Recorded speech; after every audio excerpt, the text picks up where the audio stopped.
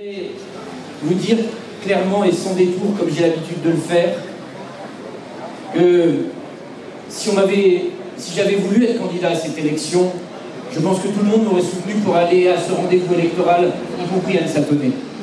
Et que tout le monde m'a demandé d'ailleurs de dire « Réfléchis bien Jérôme ». Éric Ciotti m'a téléphoné, Charles-Ange, en disant « Ce serait bien que tu puisses aller à cette élection législative, parce que Grasse et le pays de Grasse pèsent beaucoup, tout comme le pays de Vence, dans ce rendez-vous. » Et je n'ai pas réfléchi longtemps avant de donner ma décision.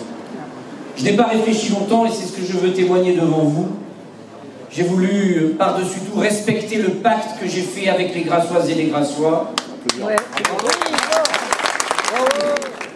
Je sais que ce choix, je l'ai fait en conscience en disant mon amour aux Grassois, que quand je me suis présenté devant eux aux élections municipales en mars 2014, je leur ai dit je viens devant vous pour travailler au service de la ville, et que avec l'équipe qui m'entoure, et je remercie tous les élus qui sont venus ce matin de la majorité municipale, à qui je dis mon attachement, à qui je dis ma fidélité, à qui je dis ô combien je suis heureux d'évoluer dans cette équipe qui est belle, qui est plurielle, qui a des regards différents sur les choses.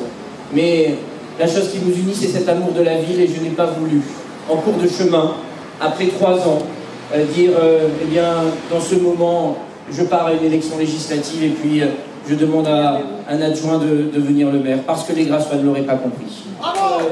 Je ne resterai pas du tout sur les bancs de touche, d'ailleurs j'ouvrirai la route devant Anne Satonnet pour l'aider de toutes mes forces, pour qu'elle puisse gagner ce rendez-vous. Et je le fais avec enthousiasme, je vais vous dire pourquoi. Parce que je connais Anne Satonnet, parce que je l'ai vue travailler avec beaucoup de rigueur, de sérieux, de méthode au conseil départemental.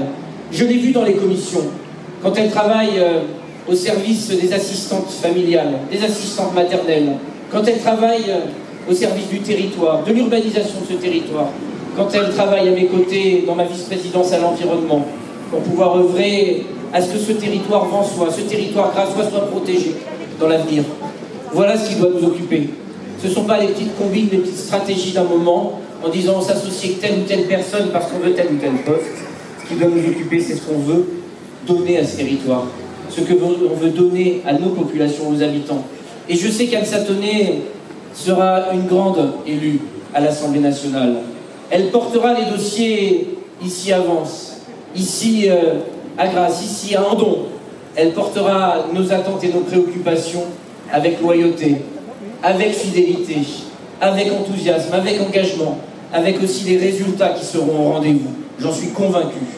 Dans une Assemblée nationale qui devra être vigilante de ce qui se fera, et non pas dans une opposition systématique, en disant on vote contre, mais dans une vigilance pour pouvoir porter et défendre. Il faut bien que quelqu'un porte les intérêts de la droite et du centre à l'Assemblée nationale, et pour nous, j'espère que ce sera Anne Satonnet. Voilà.